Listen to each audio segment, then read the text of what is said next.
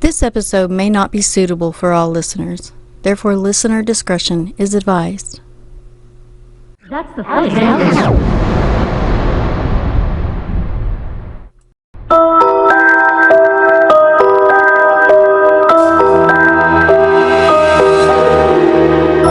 Hello, strange ones. I'm Lisa.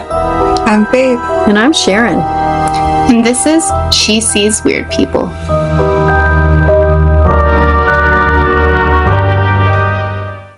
That's the funny sound. Hello, and welcome to She Sees Weird People. Hey, Lisa. Yeah, Hey. me. Hey. Hello. Hi, Mom. How are you guys doing today? I'm doing good. Got my coffee.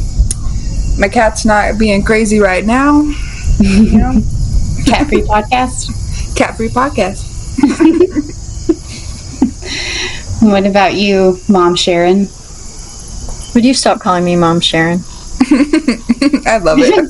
I don't know what to call you. Do I call you Mom or Sharon? Like, what are the people? Well, you're the only one here that's going to call me Mom. I don't know. I'll share. Look.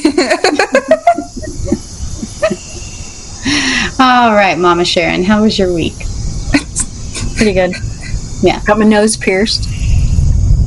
Wicked. Yeah, Jack the Snack's not too happy about it, but... You mean my father? Your father? Your father was not all that happy about it, but... Back in his day.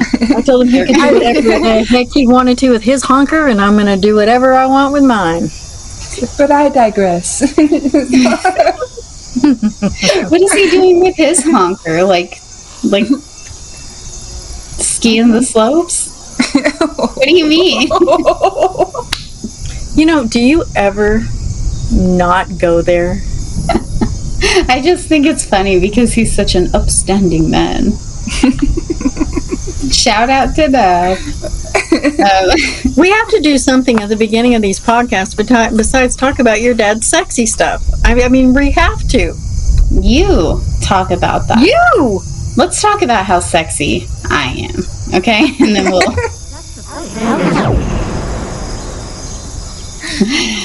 Okay, so today's story, ladies,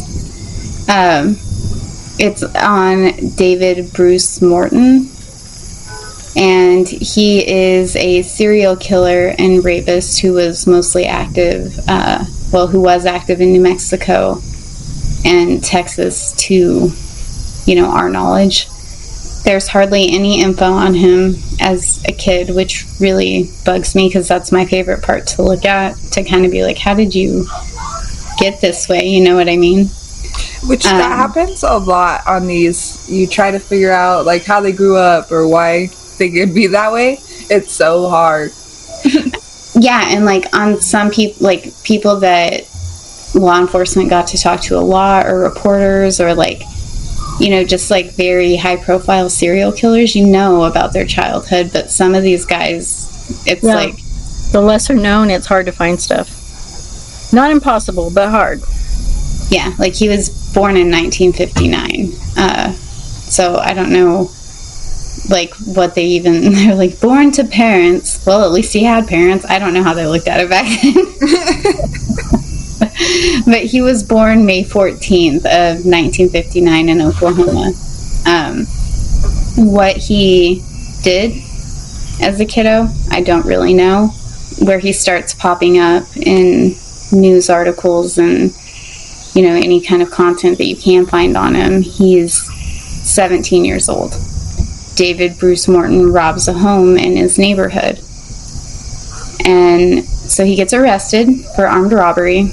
And he's housed at a prison treatment facility. And he escapes. And so he escapes at 17. He's just running around. And he commits a whole string of armed robberies. And finally gets arrested. And he gets 5 years in prison. And then... Oh, go ahead. He escaped from... Was it like a boys' school or... Okay, so he was housed in a prison treatment facility. not necessarily a prison. So I would think it's like maybe more lax. And he was 17. He wasn't just in prison. He was in a prison treatment facility. I don't know what that meant either in 1959. That's like a whole different can of worms. I have to be. It's a whole podcast to do. That's like 90 podcasts to talk about the way that they used to handle mental health and also, criminals.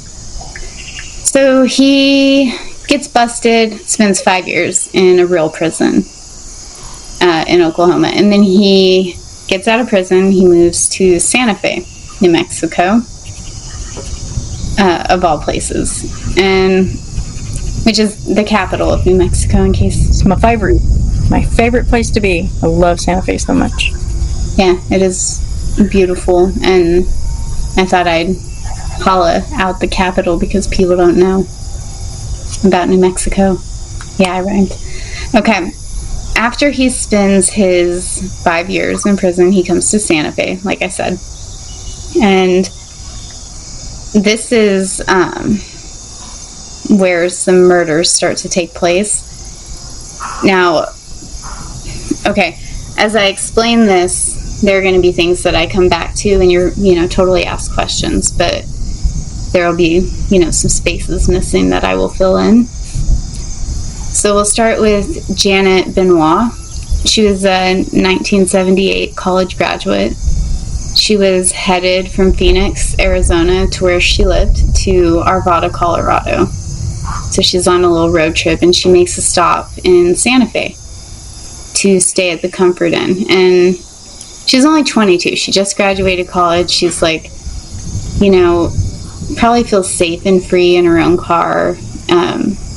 Gets a hotel room with her key, and yeah, and that's crazy about that is that when you're that age and you first get out on your own with your car, that's such a great feeling. Yeah. To just be able to be on your own and, without. And she just finished school, so she's like, heck yeah, I get to go live now. And at 22, man, that's awesome. Well, 22 is awesome. Not so much for Janet Benoit. I love her last name, though. Benoit. Yeah, she sounds... Is it French? It sounds like a piece of bread I want to eat. And you have to do the fingers. Everyone knows. Benoit. So she's staying at the Comfort Inn. The next day she doesn't check out, and the housekeeper goes to do like the mandatory cleaning that they have to do, and she discovers Janet's body. Just face down with her head hanging off of the end of the bed. Now, I got 2 conflicting reports of cause of death, and one was strangulation and one was stabbing. One was like that she got stabbed in the back of her neck and back. The other one was that she was strangled, and that's how her head was still hanging off of the bed.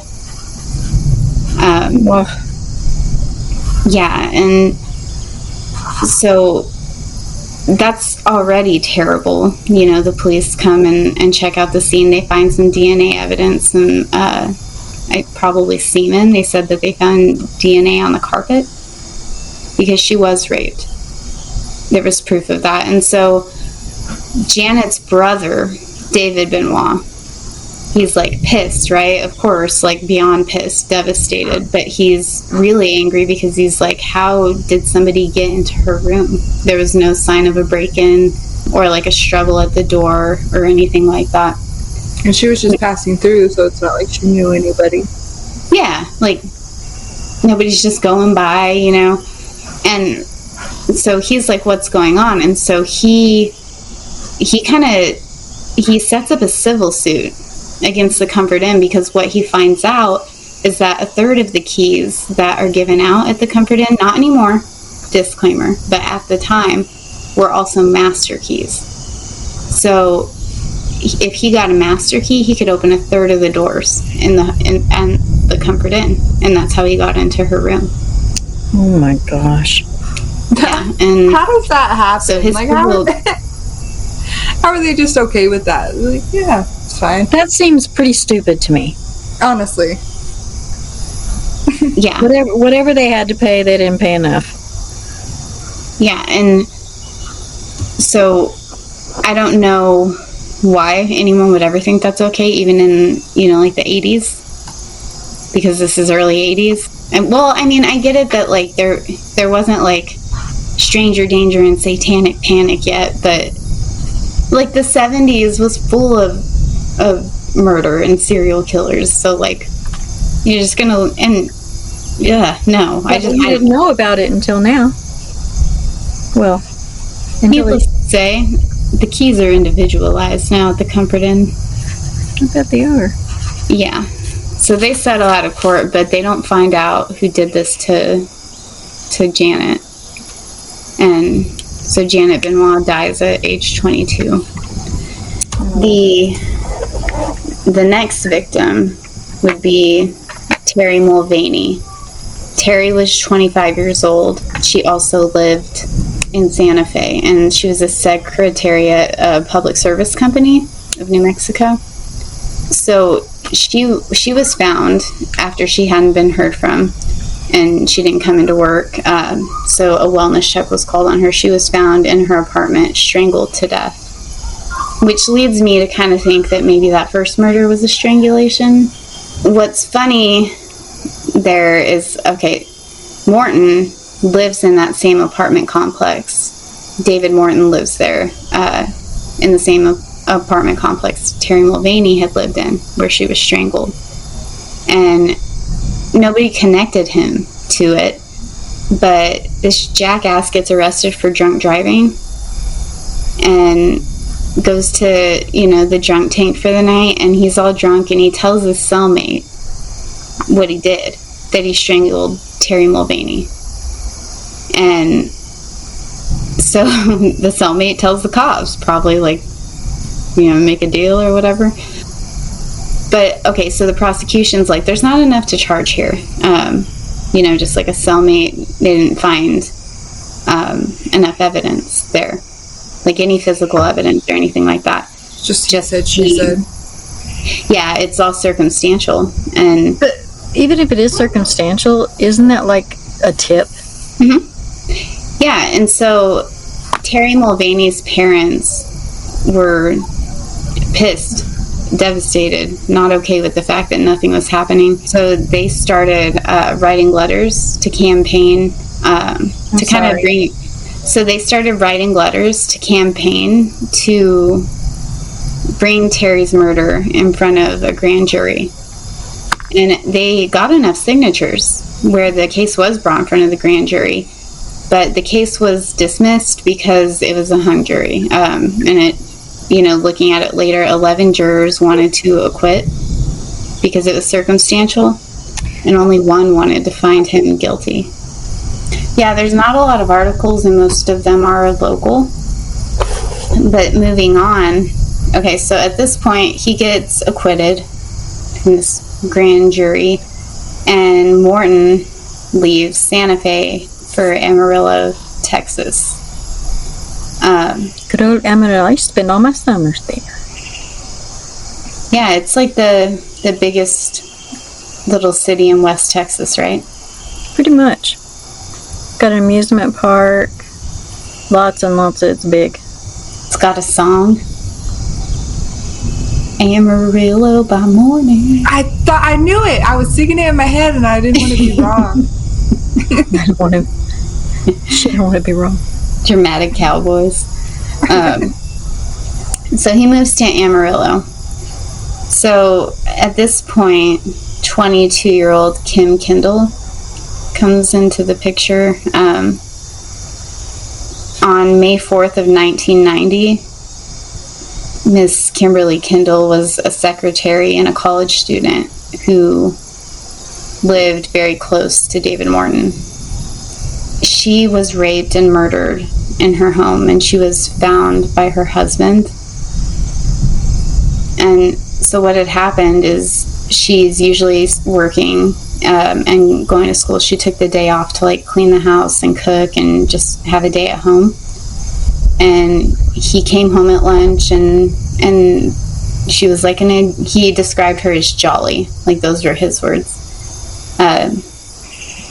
And so he leaves, and she's just doing her thing, and he comes back and he finds her, and you know, she was raped and murdered. She had stab wounds in the back and in the neck.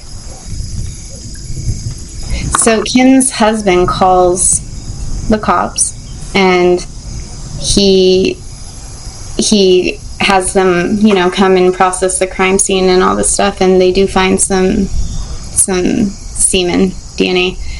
And so what they start looking into is, I'll just use his last name, his because, you know, spoiler alert, it wasn't him.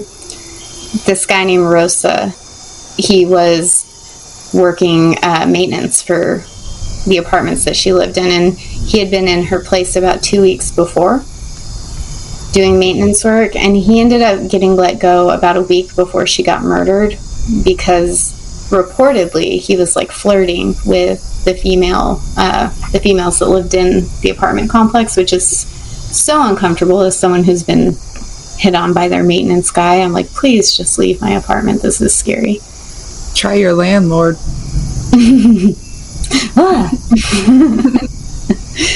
And so they start looking at him because he knows the home. He had just gotten fired, and they thought maybe she thought he still works here. He's supposed to be here. He's coming to look at something. I don't know.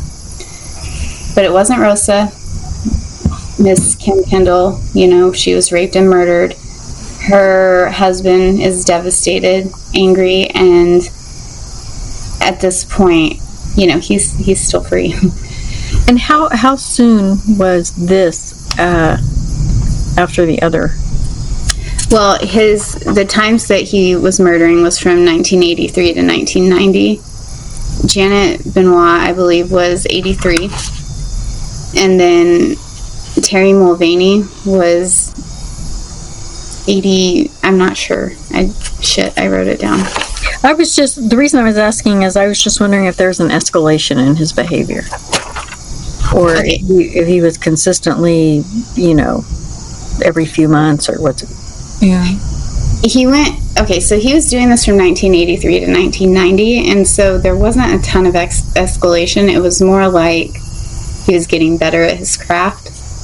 It'd be hard to get a pattern on him too for police if you like space them out so much. It's hard to connect them. Yeah. So at this point, they find out it's not Rosa, and so Morten, they start looking at him because the home was burgled 2 weeks before. And Morten has a history of armed burglaries, right? And so they start to look into him for that. They start to talk to him about it, and they ask him for his DNA evidence. And the more that the police look at Morten, you know, the more similarities they see between some of the victims. So that's why I told you some of them had both socks on, or they all had both socks on during the day. The clothes stacked up, but not neatly, and that does matter because there's like serial killers, you know, who fold things very neatly. Yeah, they do it with care. You know what I mean? And so it's a style. And so police start looking at him for Terry Mulvaney and Kim Kendall's murders because they have these things in common. And so when they ask Morten for his DNA, he says yes. And the police are like super surprised that he says yes. And he's like, well, what happened was I burgled her home, and that's how I left DNA in there, but I didn't murder her. Oh boy. Yeah, so he's trying to be all tricky and shit, and the police are like That's panicking. pretty smart, though. I mean, if you can say, hey, I was there, I did this, but I didn't do that. No, it's smart as hell, and he like freaked the the police out. But they go and they get the DNA evidence, and it matches, you know, from Kim Kendall to David Morten. And then, so something interesting is, you know, once they look into him, they realize that Kendall lives right across from David Morten before she died, her and her husband. And so they're looking into him, police are surveilling him, and Mr. Kendall, Kim's husband, he knows that they're surveilling him, and he has to watch this guy through the window across apartments, the guy who murdered his wife, and he's sure of it.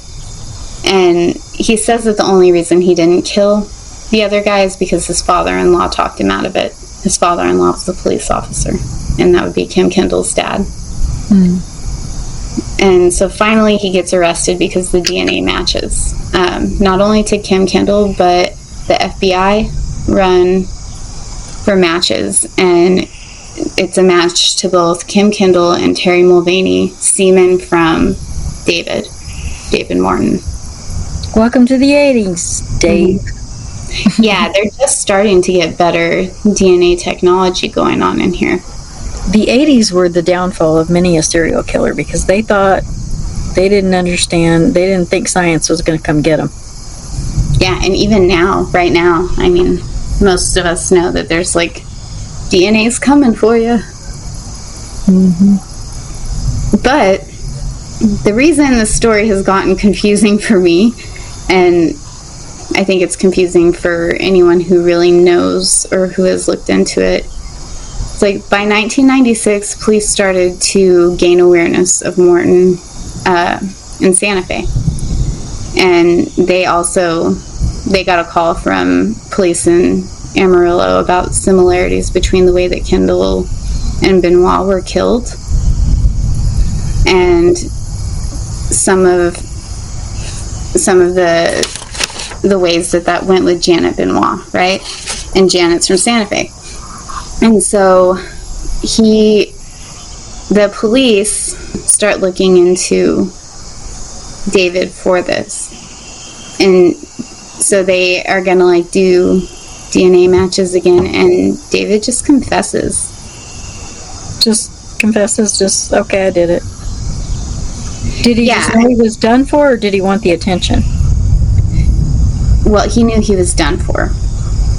Because they had found the semen that linked him to both Kendall and Terry Mulvaney. He knew that it was a matter of time. Like, he was already... He's probably trying not to get death row at this point. Yeah, and in the middle of all this, he is convicted of capital murder, and sentenced to life in prison. Where was he convicted? Was he convicted in New Mexico or Texas? In Texas. Yeah, Texas, you don't want to mess with them. Yeah, they was real mad. He didn't get death row. He got life. They was real mad. Yeah, they was super mad. They was mad. Yeah. And so they link him to the killing of Benoit in 2003, and, you know, Anne Mulvaney, Kim Kendall, Benoit, all of them. And so they know who he is. After they get the FBI matches with the DNA back in Santa Fe, you know, he goes through trial there too, and he also gets life in New Mexico, which he's serving in Texas, and so, you know, a backup plan in case of... But he's not coming out. He's not getting out. No. And then, so I thought I had kind of the whole story there, and I was like, oh, sweet, this is great. And then I found a bunch more information. So if you live in Santa Fe or near Santa Fe, or if you're just into New Mexico murders, you will find newspaper articles and people that will want to talk about all these women that have gone missing in Santa Fe that have not been either missing, they were killed, none of them have found any form of justice for their families. And I wanted to name those off because people are upset and angry in Santa Fe, and they think that he probably committed some of these murders. So One of the most famous ones that, it's popped up a lot was Teal Piddington. And she was 18. She was killed in August of 84. Remember, he was active from 83 to 90. Her body wasn't found for a year. It was found, 7 or 8 months in March of 85 in a culvert in Lamy, which is like right outside of Santa Fe. And her body was so decomposed she had to be ID'd by dental records. And so they couldn't even see like how she was killed. Maria Padilla, 29, was killed in May of 85. Her body was found in the Bosque along the Rio Grande in Albuquerque South Valley. Bosque is pretty cool. People go there to like explore and hike. Yeah, it's kind of like a little mini, I don't know, what do you want to call it? A mini nature spot. It's a mini wilderness. Yeah, a mini wilderness, that's a good way to put it. But they found her body there, and she was raped and killed, and they did find semen on her body. And so I'm not sure why that hasn't been tested, or maybe it has been and it wasn't linked to him, but police haven't stated that David didn't have anything to do with Maria Padilla's murder, and so that's interesting. Well, if he's got 2 life sentences, he's not getting out. I know, and so it's like... Maybe they just didn't want to... pursue it? Yeah, spend like the money. Resources and time. Yeah, and put the families through... I mean, if he's not getting out anyway. But I understand the families wanting to have justice. I would want to have closure, yeah. Yeah, and have your day in court, but sometimes I think maybe it's easier to let it go if you know that you're safe and that the people around you are safe, I don't know, just my opinion. I mean, but... Well, it doesn't end there. There's Susan Laporte, who is 25. She was killed in December of 85. She was a Boston native, and she was just visiting a friend in Santa Fe. Her friend found her with a rope around her neck and wrists, like a rope that connected her neck to her wrists behind her back. No, it wasn't her friend who found her. It was an officer who found her. And so what's interesting about that one, there's a DNA match from Susan Laporte's murder with the Padilla case. So Maria Padilla, where they found semen on the body from the Bosque. Same semen as Susan Laporte, 25. But they haven't tested it against Morten's? I don't know. They haven't said it's not him. They haven't said they've tested it. I guess it's on a need-to-know basis, and nobody thinks I need to know. Well, maybe they're withholding some information to make a case. They do that. Yeah, that did occur to me too. So Roberta Michelle Montoya, 29, was killed in July. She worked at Klein's Corners. Her story is really, really sad. She had just lost her son. I didn't find out why. She moved to New Mexico, worked at Klein's Corners. She was last seen on July 4th of 86, and she was found next to the old Las Vegas highway in April of 87. So she was just out there for a year. I don't know about decomposition or what they found in terms of how she died, but it was ruled a homicide. And then Michelle Quintana, 25. She went missing August of 87. She was never found. Her car was found at the mall in Santa Fe, and 2 witnesses saw her get into a red Jeep with 2 men, and she was never seen again. And so they assumed that she was kidnapped and murdered because she was never seen again after that sighting in the parking lot. So those are ones that he hasn't even been fully connected to, but a lot of people think that he did some of those murders, and it is in his timeline. And there were a lot more missing and murdered women just in the Santa Fe area than I ever could have imagined in that time period. Those cases are all unsolved or being looked into. They're all active, to my knowledge.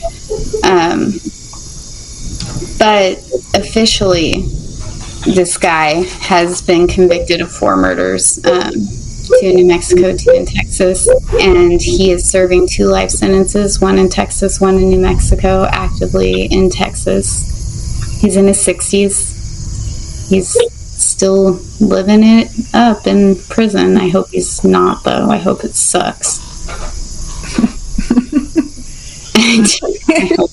I hope he's just like what a shit stain. And all his victims were young too, like in their 20s, like early 20s. So it's just so sad. They barely even, like, I couldn't imagine. That's like me getting killed right now. Yeah, that actually crossed my mind, not like you straight up getting killed, but when we were talking about like being 22 and going to a hotel, and like I was picturing myself, and I just felt like so fearless. And how you are when you're that age. I mean, I did some stupid stuff when I was that age. Yeah. She's like, what are you talking about? What stupid stuff? And it hits a little closer to home for me because all the places you described, like Klein's Corners and the old Las Vegas Highway, I'm familiar with all those places. I've been there.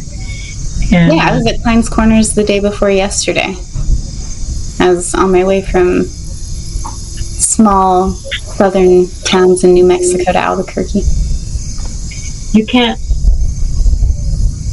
You really can't. In the future, I want to do an episode on how to protect yourself because there are some creepers out there. You mean like face, knee, groin? Well, I think I like that too, face, knee, groin, let's do that. But I'd also like to just talk about what to look out for. Yeah, well, the thing is, when you're giving young people advice, including myself, and everyone's like, be careful and watch out for this, you just think everybody is worrying too much because you've been a kid and now you're not, and they can't stop treating you like a kid. But I went everywhere alone in cities and from city to city, and people would tell me, be careful, it's not safe, blah blah blah, and I was like, what's unsafe about me going to see friends in different places? Not me. SVU was my friend growing up. She's like, I ain't going nowhere. No, I would go places, but I'd be the one with like my hands on my keys, like in between my fingers, like. Yeah, well, I'm like that in just our small town. Like, I'm afraid of humans that I can't predict, and there's reasons for that. Because like even in Lubbock, I would go to like the store or whatever alone. It'd be like 1 a.m. because everything's open in Lubbock all the time. And I'd go, and there'd be some people, man, and you just gotta run. The zombies, as I like to call them. Yeah. Yeah, and if you think about I think most people in this world are basically good, but there are a percentage of people out there that are not, and your trust in the good people is what gets you hurt because you expect everyone to be that way, or at least that's how I see it. Well, and here's the thing, people for the most part are intrinsically good. People are not all intrinsically healthy.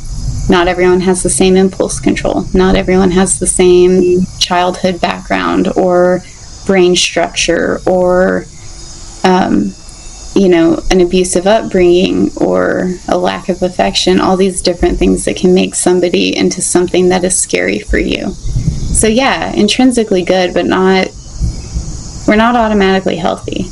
Most of us actually have to work to be. That's a really good way to put it. Yeah, I don't like good and bad. I like healthy and unhealthy because You know, Not everyone's just good. Not everyone's just bad. yeah, and it's like you're not better than anyone because you're doing something good and you're at a higher place in life. You're healthier and you're doing healthy things. And yeah, it's a whole. I'm going to write a book about it. I'll be here for that. I'm just kidding. I'm not. I love napping way too much to write a book. Oh, dear diary snooze. So anyway, that is the story of David Bruce Morten, serial killer and rapist who we all hate and is, going to be in prison in Texas. For the rest of his life. Always and forever. Together forever. I'm trying to decide, like, who's another serial killer in Texas in prison? Like, who's his BFF? Got nothing. There's so many, though. I hate that we can't think of any. I know. I do also know that there's some people in Texas that are, like, very about their principles, though, and I hope that some of those reflect on him poorly. Like, you don't rape people. I hope that karma gets his ass, literally and figuratively. Well, we came. We saw. We heard some really weird shit. Bye, guys. Bye.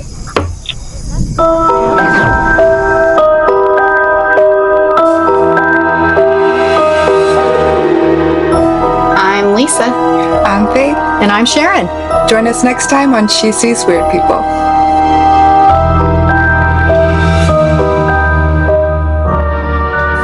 Thank you so much for listening. If you have a weird story to tell or a case idea, contact us at weirdpeople@sheseesweirdpeople.com.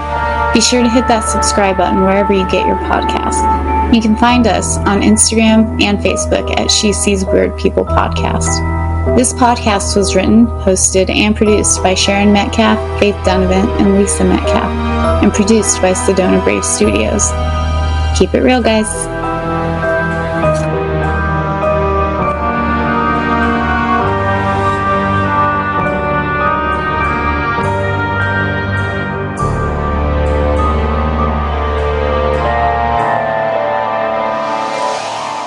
That's the funny.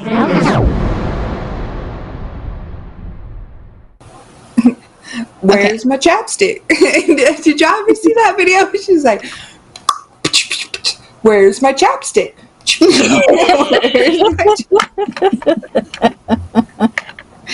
Never have I heard that. It's great. It's great. Okay, I'm starting to tell this story now. Okay. That's the funny. Since it's about murders or crime. Did you just rhyme with my rhyme? She did. Hey, go ahead. That's getting cut out of here. It sounds like you're spinning at the... I was beatboxing so you guys could rap. You're not good at it. Immediately, no. She's Okay. Well, that's what I thought I was doing. That's what anyone who's doing that thinks they're doing. No one's good at it. You should add that to the very end. That's so funny.